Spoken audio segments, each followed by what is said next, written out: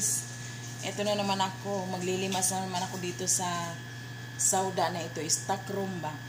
Hindi naman siya stock room, extension siya para sa mga gamit na hindi kailangan at saka mga freezer at saka ref. Kailangan ito, kaya lagi ako ditong maglilimas.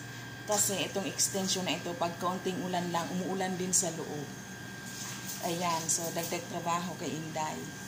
Walang magagawa. Trabaho natin. Kailangan gawin. So, ayan. Makita ko sa inyo ano itsura kapag ka ito ay marumi. Ayan, o. Oh, putik ang loob. Ayan. Yan, kailangan linisin. Hindi kaya sa mop. Kung mop lang ito, matagal bago malinis. Kailangan tubigan.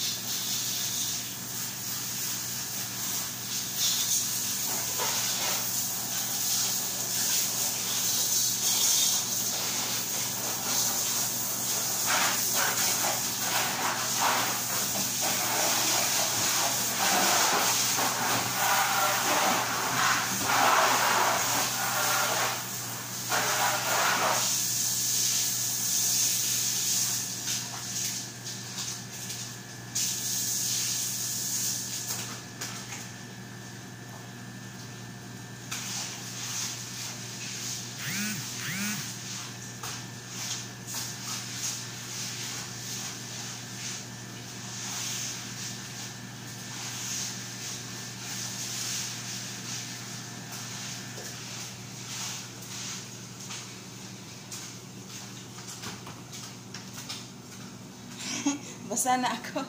So, tapusin ko muna itong trabaho ko, guys. Bye. Thanks for watching. Maglilinis ako ng sauda. Bye-bye. Ayan, so yan. Tapos na ako maglinis. Maghihintay na naman ulit. Pagka umulan, maglilimas uli. Pag may tumaga sa taas, tangki man or heater, maglilimas uli. So, yun lang, guys. Thanks for watching. Ayan na. Oh, malinis na siya uli. Papatuyuin ko na lang itong sahig. Ayan. I-wipe ko siya para mawala yung tubig. Pagkatapos ay imamap para matuyo. So, yun lang. Bye-bye. Ang buhay ng katulong. Pero kailangan natin magtiyaga. Kasi kung dito naman nabubuhay at dito natin na iraraos ang mga anak, ang pamilya, so kailangan tiyagain. So, yun lang. Bye-bye.